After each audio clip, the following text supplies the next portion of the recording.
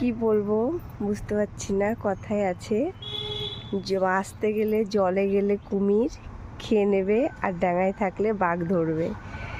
তা ঠিক আমার অবস্থাও তাই। ওপরে দেখুন শিম গাছগুলো কত সুন্দর হয়েছিল, হনুমানে এইভাবে খেয়ে তাদেরকে পুরো মৃত করে দিয়ে গেছে। আর এইখানে যে লিলুয়াগুলো ঝুলছে, আমি বীজের জন্য এই লিলুয়াগুলো না খেয়ে গাছে ছেড়ে দিয়েছিলাম।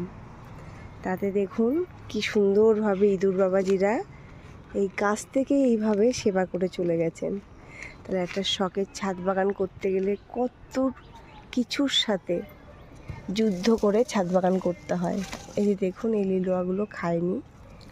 আর এই যে আমরা কত কষ্ট করে এতটুকু এক একটা জার যে যেখানে যেটা পায় তার মধ্যে এরকমভাবে গাছ বসিয়ে তার অতি যত্ন করে একটা ফল ফুল আনি, সেগুলো যদি এইভাবে শুধু ফলটাই খায় না বা সবজিটাই খায় না, গাছটাকেও নষ্ট করে দেয়। কি বলবো বন্ধুরা, দেখুন এর ওপরে বসে বসে চেপে চেপে হনুমানে এমন টাইপের করে গাছগুলো খেয়ে নিয়েছে যে এখন আমার গাছগুলো আর কি মৃত্যুর মুখে ঢলে পড়েছে।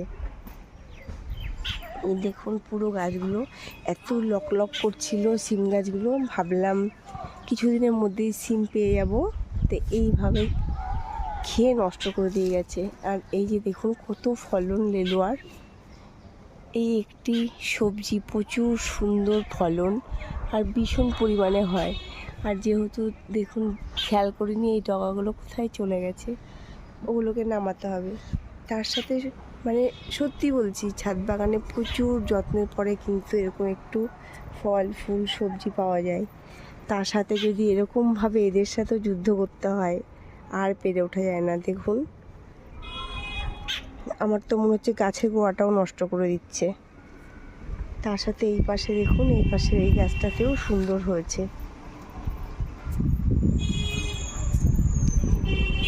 কত বড় আর কত সুন্দর, সবই বীজ রাখছি, কারণ আমি জানি একটা দুটো ছাড়লে সব কটার থেকে বীজ পাওয়া যাবে না, যেভাবেই হোক বীজ সংগ্রহ করতে হবে।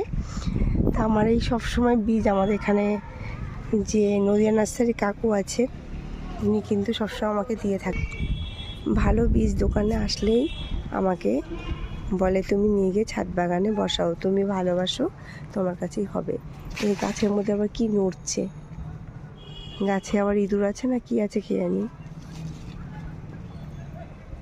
এই দেখুন, তো এত কষ্ট করে করে ছাদ বাগানে গাছ শাক সবজি বসানোর পরে